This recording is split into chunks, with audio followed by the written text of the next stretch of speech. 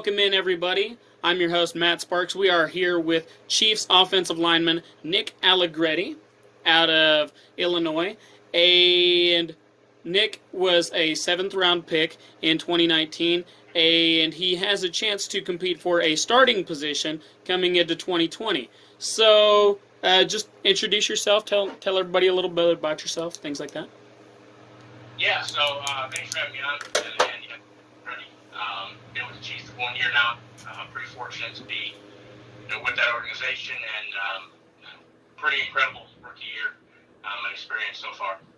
Yeah, I imagine winning the Super Bowl in your first season. Now, you didn't play too much last year, but we're expecting for you to have an expanded role going forward. Is that right?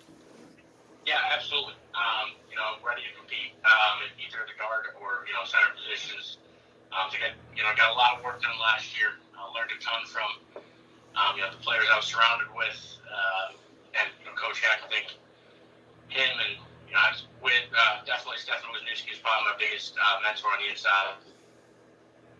Being able to take some of the things I learned from him, the coaches, and pretty excited for competing this year. What's it like to prepare for 2020 after being crowned Super Bowl champs in 2019? Does that up the intensity a little bit? Yeah, I think so. I think it was a pretty cool you asked that question, because last night watching the Jordan documentary, I want to say that it was Pippen. They were talking, there was some quote he had on success, and it was, success is, you're only successful while you're in the moment you had success, something along those lines. It was when they were, trying to become, repeat champions, and I think that's kind of a cool, motto to have. And we had success, we were successful. That year's gone. Next season, people will mention us as, the reigning Super Bowl champs, turning Super Bowl champs, but no one's really going to care about that. That's not going to win us any games. It's not going to get us a better seed in the playoffs. So, you just have to completely, erase, the accomplishments from the year before and put more work in to have some more accomplishments in the future. All right, so you talked about confidence. How has your confidence level improved going into this year as opposed to coming in last year as a rookie? It's a completely different situation for sure. Last year you come in, I had talked with teammates, from Illinois that are on different teams, but there's no way to fully prepare and understand what is in front of you. When you're a rookie, you kind of get there and you're thrown into a whirlwind. They're already halfway through OTAs, so you jump in, you're learning the installs. I think the first install we learned was install 5, so 1 through 4 was kind of on us to learn with the coaches on our extra time. So now that I've been through everything, one full calendar year, now that I have the opportunity to know what's ahead of me when we're installing over these virtual meetings.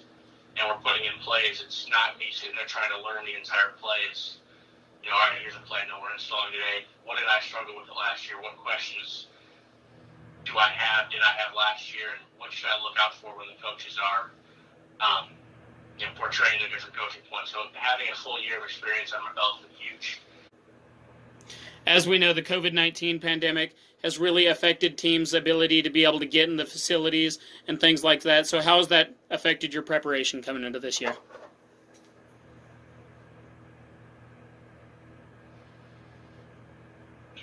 Yeah, it's been interesting because last year, I went through at least my period of OTAs as a rookie and loved that, learned a ton. And this year it's been hard because, we're limited to 2 hours a day. And but I think that we've done a good job so far, taking the opportunity to learn the offense, install some plays, and honestly, we're fortunate to be in the situations that we are, and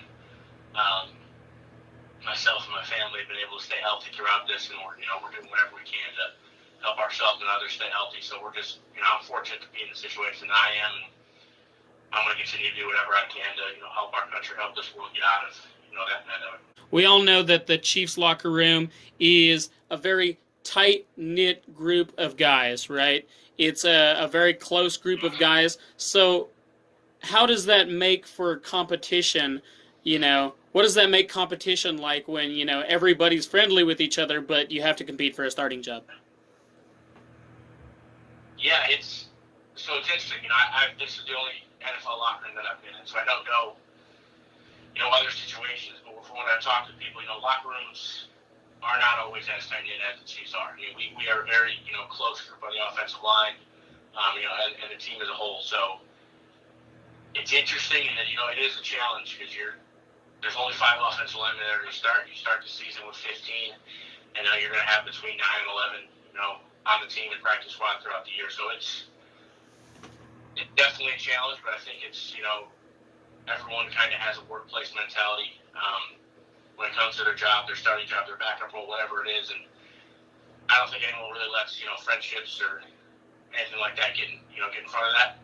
I think the bonds that we've built have, helped the team become, who we are. But, yeah, it's definitely a cutthroat environment. I mean, it's across the whole league, it's like that. So it's been interesting to learn the dynamic of, locker room relationships and then just the cutthroat nature of the league. A 2-part question here is, one, who has been the best offensive lineman to learn from so far? You mentioned Stefan Wisniewski, and also now that Cam Irving, who was notorious for his high-spirited nature, now that he's gone, who takes over that spot as the quote-unquote cheerleader of the locker room?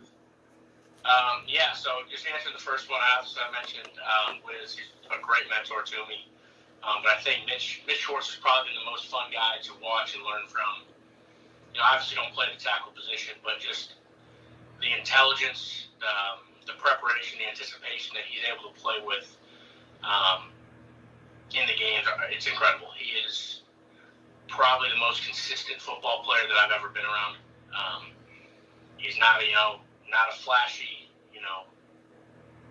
super fast, anything like that type of guy, but he is strong, got a phenomenal punch, accurate punch, and just I try to take as much as I can from his game, bring it on the inside because he's been awesome to play with as a teammate.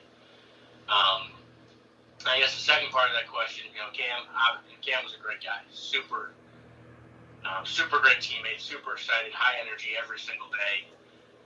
Personally, I never played with an O lineman that was the hype man like that. Normally that's a skilled position role, so it's pretty cool to have that in the offensive line. Don't know who's going to take it over. But I think most of our offensive linemen are more of the laid back, quiet, traditional offensive lineman. But hey, that's definitely a role that's out there waiting for someone to step up. So we'll see what happens. I'm not the run around screaming guy. I like to, kind of get into my zone a little bit. So I'll try to, become a little more vocal as will everyone else and try to, make up for that loss. See, I was never any good at football, so that's the only thing I could do was run around screaming. So, there we go. So, apart from hoisting the Lombardi Trophy, what has been your favorite moment so far as a football player?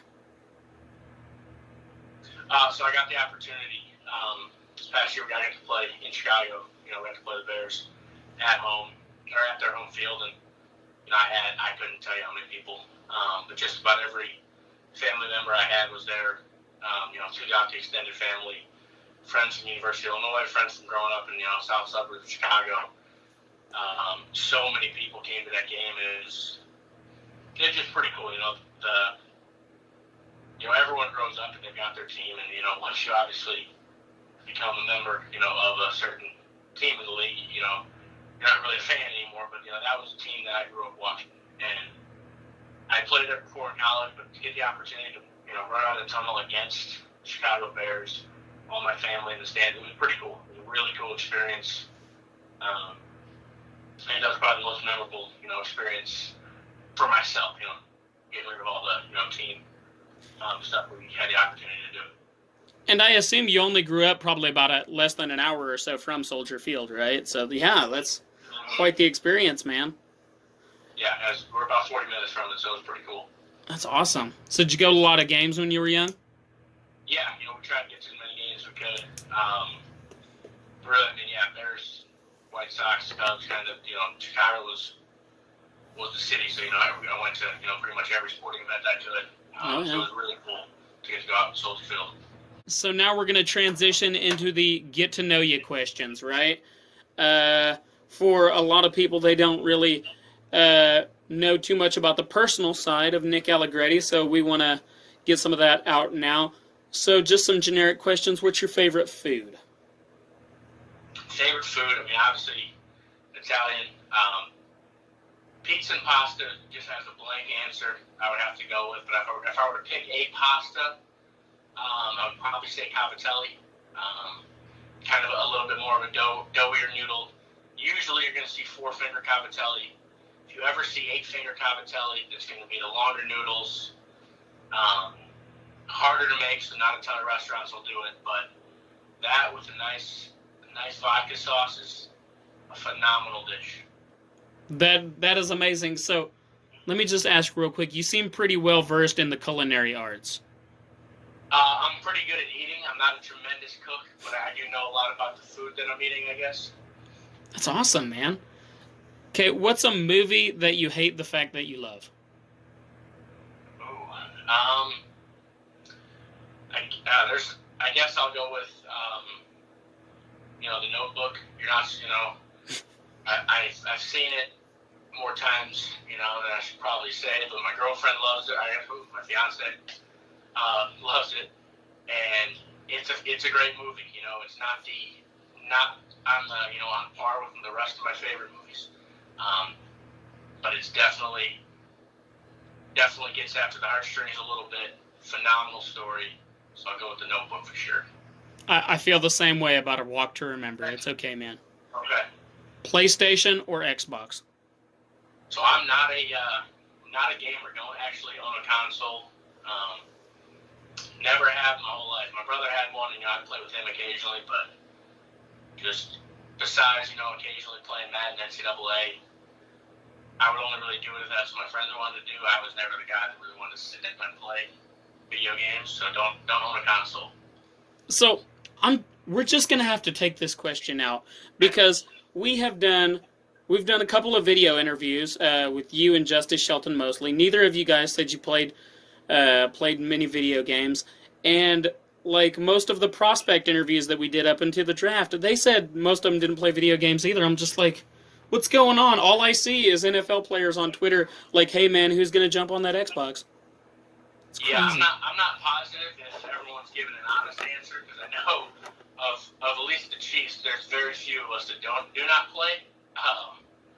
So I don't know, maybe you're just lucky to try. You've been pulling all these man. People that do not play. I'm not sure, but most of my teammates in college and the NFL have. Do you guys got a game system in the locker room? We do not. We have a basketball hoop. Oh, well, that's even better. All right. So, what's one of your favorite hobbies? I know I talked to you on Twitter once about coin collecting. So that's my deal. I'm a coin collector. Been doing it for about 11 years now. Got started, back when I was in middle school. One of my friends' grandfathers passed away, and we went, sold his collection at a local store. And I'd always kind of collected, wheat pennies.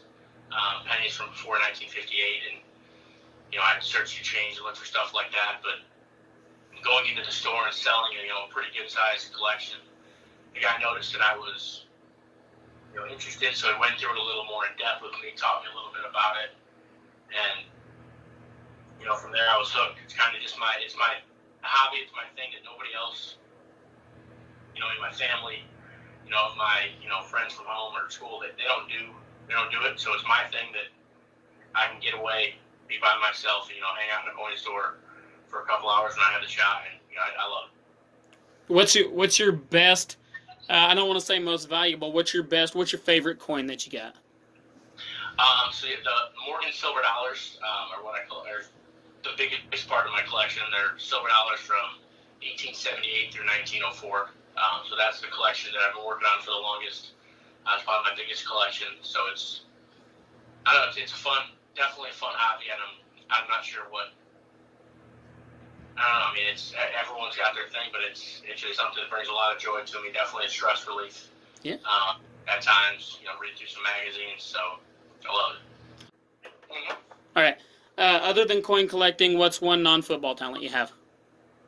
I think kind of my other stress relief that I kind of go to is Rubik's Cubes.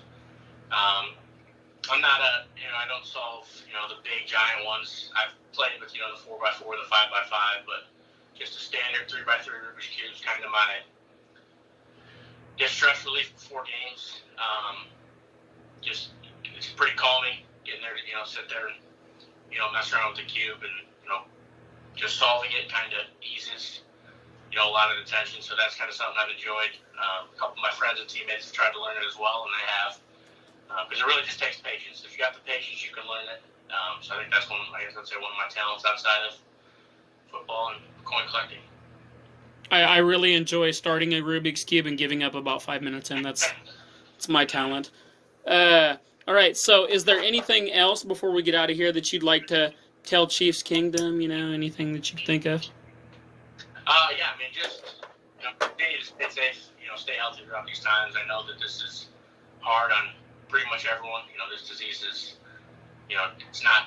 it's touching everyone in some way or another. So just, stay home, do whatever you can, help your family, help your friends, so we can all get through this, as quick as possible. And, I know myself and my teammates, we're excited to get back on the field, whenever that's possible. So, I mean, keep at it. We're going to keep at it, on the virtual meetings until we're free, to go back to the stadium. So just, stay home, stay healthy, and, I look forward to getting out to Arrowhead this summer.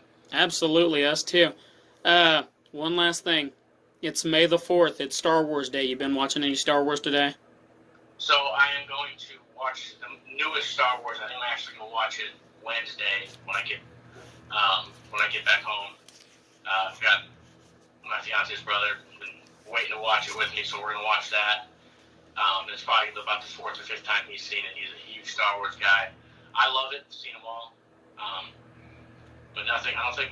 Maybe nothing today. But there's a lot of time left. I might throw one on. We're in the middle of Solo right now, so about 27 hours it takes to watch them all. Just nonsense. I tell you what. Good 27 hours for sure. I'll tell you what. All right. So thank you for being on with us, and we hope to see you on the field. We hope we get football as much as we possibly can while being safe this September.